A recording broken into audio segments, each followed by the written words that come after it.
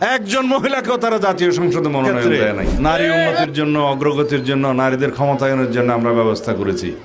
ইনশাআল্লাহ আপনারা দেখবেন জাতীয় সংসদে সরাসরি প্রতিনিধিত্ব করার জন্য আমরা অনেক মা বোনদেরকে আমরা মনোনয়ন দিয়েছি।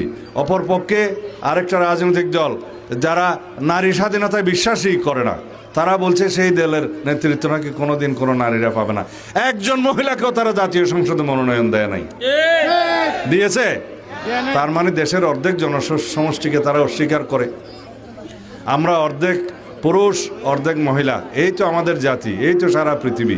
সেখানে অর্ধেক জনসমষ্টিকে তাদের পর্দার সাথে আমরা তাদেরকে প্রশিক্ষিত করব, এটাই তো হওয়া উচিত নিয়ম।